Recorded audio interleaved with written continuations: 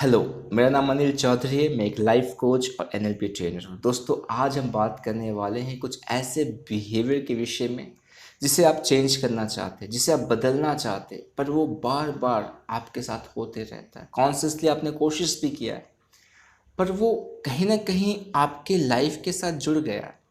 और इसको लेके कभी कभी आप नाराज़ हो जाते हैं, फ्रस्ट्रेट हो जाते हैं, गुस्सा हो जाते हैं कि ये क्यों चेंज नहीं कर पा रहा हूँ मैं। तो इस वीडियो में मैं आपके साथ शेयर करने वाला हूँ इसके पीछे का कारण, और साथ ही साथ समाधान कि किस तरह से आप इस तरह के बिहेवियर को ओवरकम कर पाएंगे। ठीक है, तो आइए शुरुआत करते हैं। सबसे पहले हमें ये समझना है कि कोई भी बिहेवियर किस तरह से जनरेट होता है। इसके दो कारण हैं। ठीक है, दो चीज़ें हैं जिसके कारण से आप जो बिहेव करते, जो आपका व्यवहार है वो तैयार होता है। पहला है आपका स्टेट ऑफ माइंड। आप जिस तरह के स्टेट ऑफ माइंड में रहेंगे, आप बिल्कुल वैसा ही बिहेव करेंगे।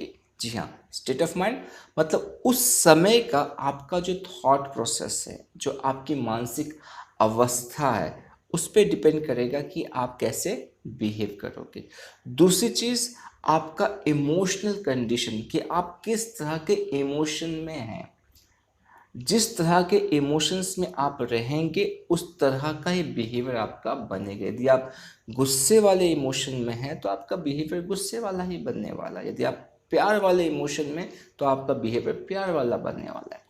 पर ये जो इमोशंस तक हम जो पहुंचते हैं या स्टेट ऑफ माइंड तक पहुंचते हैं, इसका एक पूरा प्रोसेस है।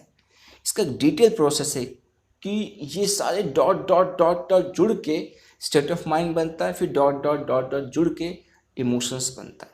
ठीक है, तो अभी हम इसमें समझने वाले हैं कि ये जो हमारे साथ हो रहा है, कि हम बार बार एक ही बिहेवियर को रिपीट कर रहे हैं, ऐसा क्यों हो रहा है। हमारे लाइफ में कुछ ऐसे इमोशंस हैं जिसे हम हर दिन महसूस करते हैं। हर दिन एक बार तो हम महसूस कर ही लेते हैं, जैसे कि फियर, एंगर, गिल्ट, हर्ट। ये जो है ना, ये दिन में एक ना एक बार आप महसूस कर ही लेते हैं, स्पेशली फियर और एंगर। सही बात है, आप दिन में एक ना एक बार गुस्सा और डर तो जरूर जाते हैं। तो ये जो इमोशंस है, ये आपके साथ जुड़ा हुआ है और आगे भी रहेगा। ठीक है, ये आपके साथ रहेगा, पर आपको क्या करना है, उसको मैनेज करना सीखना है। अभी मैं अपना एग्जाम्पल देने वाला हूँ जिससे कि आप इसको समझ पाएंगे कि ये क्यों होता है और इसका समाधान क्या है। तो आपने ये समझा कि जो भी आप बिहेव करें, ये आपके स्टेट ऑफ माइंड और आपके इमोशंस पे डिपेंड करता है। इन दोनों पे मैंने डिटेल वीडियो बना रखा है। एक है एनएलपी कम्युनिकेशन मॉडल का, और एक है आपके फोकस के विषय में। इन दोनों में मैंने पूरे अच्छे से डिटेल में शेयर किया है कि इमोशंस किस तरह से क्रिएट होता है, जिससे कि बिहेवियर बनता है, और किस तरह से आपका स्टेट ऑफ माइंड बनता है। ठीक है, यहाँ पे मैंने आपको ब्रीफली बताया। हम पॉइंट पे आते हैं यहाँ पर कि हम इसको चेंज कैसे करेंगे, क्योंकि हमारा मेन मुद्दा ये है। कैसे होता है, क्यों होता है, ये तो ठीक है, पर इसको हम चेंज कैसे करेंगे, ओवरकम कैसे करेंगे, ये बहुत ज़्यादा इंपॉर्टेंट होता है। तो इसको समझते हैं।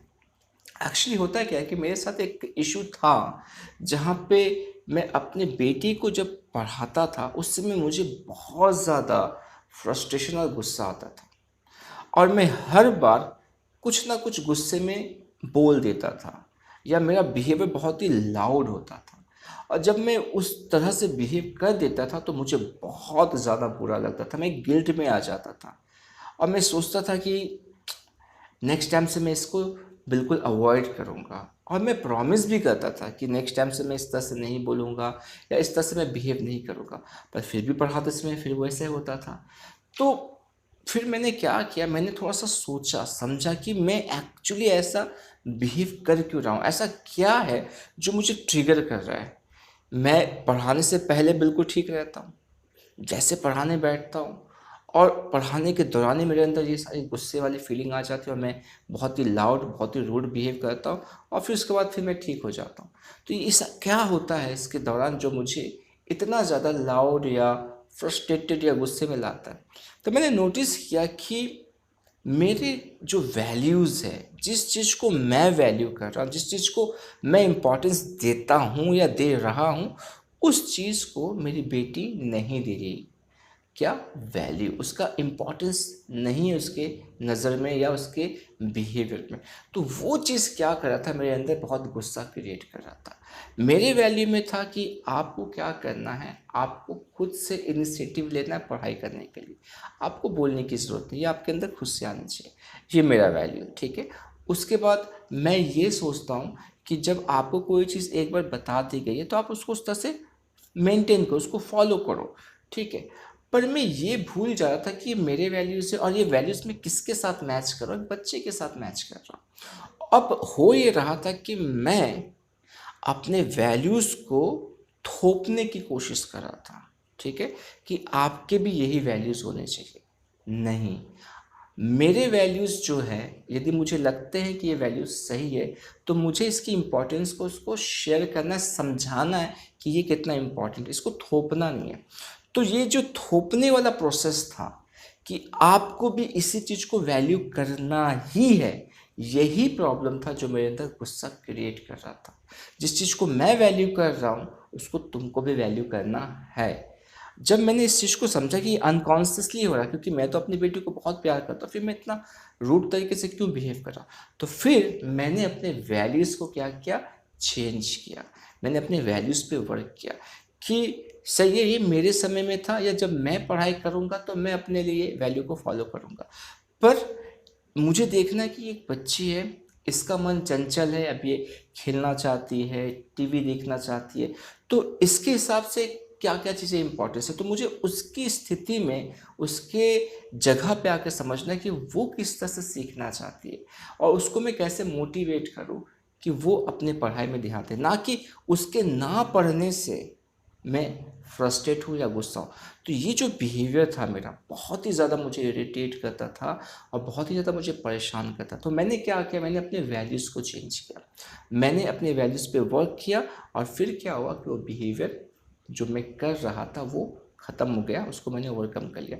तो आपको क्या करना है, आपको नोटिस करना कि जो भी आप चीज़ें बिहेव कर रहे हो, जो भी आपके बिहेवियर है जो आप नहीं चाहते, उसके पीछे आप किस चीज़ को इम्पोर्टेंस दे रहे हो, ठीक है।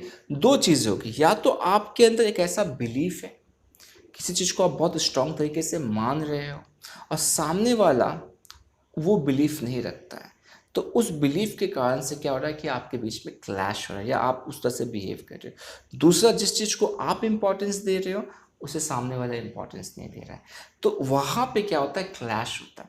तो आपका जो अनवांटेड बिहेवियर है वो क्या है, आपको देखना, क्या वो गुस्सा है, क्या वो डर है, क्या वो गिल्ट है, क्या वो हर्ट है, क्या है जो आप चाहते हो कि मैं इस तरह के इमोशंस में ना हूँ, इस तरह के बिहेवियर में ना हूँ।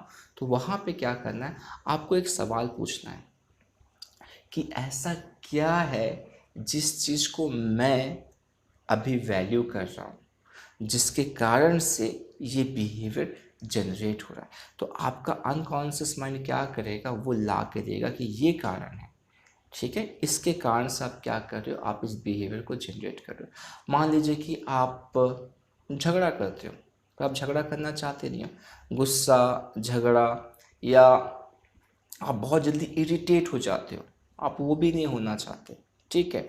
आप डरने लगते हो, आप वो भी नहीं होना चाहते हो, आप चाहते हो कि मैं कॉन्फिडेंट रहूं, पर फिर भी वो चीज़ें आपके साथ हो जा रही है। तो इन हर जगह पे आपको समझना है कि आप किन चीज़ों को वैल्यू दे रहे हो और या कौन से बिलीफ को आपने मान रखा है। तो आपको क्या करना है, अपने बिलीव्स पे वर्क करना, अपने बिलीव्स को चेंज करना है और अपने वैल्यूज़ को वहाँ पे चेंज करना है। तो आप नोटिस करेंगे कि जो आपका अनवांटेड बिहेवियर है वो वहाँ से चेंज हो जाएगा। यदि आपको मैंने जो भी शेयर किया है मेरे पर्सनल लाइफ से, उसको आप आपके लाइफ में भी ऐसा कुछ है तो आप उससे रिलेट कर सकते हैं। पर ये दो चीज़ें हैं जो वैल्यूज़ और बिलीव्स है, ये बहुत ही इंपॉर्टेंट रोल प्ले करता है आपके बिहेवियर में, चाहे वो आपका अच्छा बिहेवियर हो या आपका बुरा बिहेवियर हो, राइट। सो आई बिलीव आपको चीज़ें समझ में आई। तो अभी क्या करना ना, आपको ये समझना है कि मैं कर क्या रहा हूँ, ठीक है। एक अच्छी बात है कि आपने इतना इनिशिएटिव लिया ये सोचने के लिए, ये समझने के लिए कि मैं किस तरह से अपने बिहेवियर को चेंज करूँ, आपको ये एहसास हुआ कि मेरे बिहेवियर सही नहीं, ये बहुत अच्छी बात है और इस बात के लिए मैं आपको अप्रिशिएट करना चाहता हूँ। अब क्या करना, आपको एक्शन लेना है, ठीक है? आपको एक्शन लेके इस बिहेवियर को चेंज करना है और आप कोशिश कीजिए, यदि किसी तरह का भी आपको डाउट लगता है या कोई आप परेशानी फेस करें, आप मुझे कमेंट कीजिए कि मैं इस तरह के प्रॉब्लम को फेस कर रहा हूँ, तो मैं आपको उसमें हेल्प कर सकता हूँ। इवन आप मुझे कॉल भी कर सकते हैं, right? Thank you so much. मुझे विश्वास है कि आपने बहुत सारी चीज़ें सीखी, तो इसी तरह से सीखते जाइए, प्रैक्टिस करते जाइए और अपनी लाइफ को बेहतर बनाते जाइए। मैं फिर से मिलूंगा अपने नेक्स्ट वीडियो में, तब तक अपना ख्याल रखिए। नमस्ते।